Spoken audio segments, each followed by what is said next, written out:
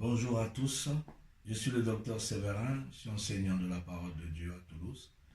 Ce matin, je me suis réveillé et l'Esprit a commencé à m'enseigner, à parler sur un thème qui est devenu très banal au niveau de la chrétienté, c'est le mensonge. Je dis, Seigneur, pourquoi est-ce que je dois en parler? Il m'a dit, oui, il fallait que j'en parle pour édifier le corps du Christ. Très vite, il m'a emmené dans les Écritures, dans Jean 8, verset 44. Et j'ai compris que dans Jean 8, 44, Dieu était en train d'enseigner que le diable est le père du mensonge.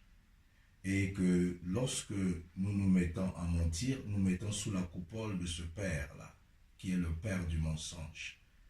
Et donc, les menteurs ont pour père le diable. Après, il m'a encore emmené dans un autre verset. Et dans ce verset, c'est Proverbe 6, verset 16 à 17.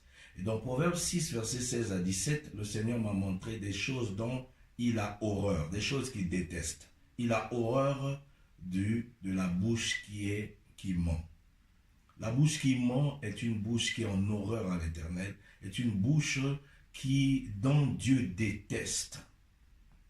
Alors, ensuite, il m'a encore emmené dans les Écritures, je me suis retrouvé dans Apocalypse 21, verset 8. Et dans Apocalypse 21, verset 8, Dieu était en train de m'enseigner sur les catégories des personnes qui ne pourront pas hériter de son royaume, mais plutôt qui se retrouveront dans les temps de feu et de soufre de l'ennemi.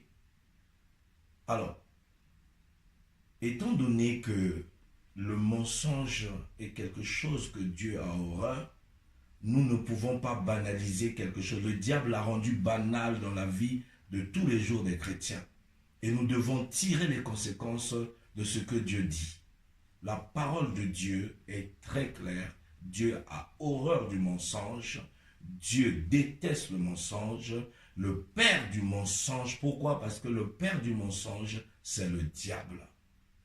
Et tous ceux qui s'affirment, tous ceux qui sont devenus des hauts cadres dans le mensonge, qui ont des diplômes dans le mensonge, eh bien, le Seigneur dit que votre place est avec lui, avec l'ennemi, Satan, dans les temps de feu et de soufre.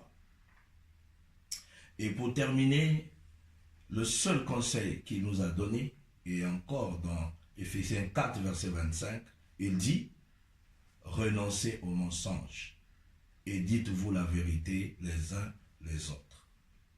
Alors, Dieu nous demande, en tant que chrétiens, de ne pas marcher dans le mensonge, parce que le mensonge fragilise notre bouche et la réputation de notre bouche. Notre bouche a la réputation d'être une source de vie, d'être la réputation d'apporter la guérison et la restauration des vies des gens.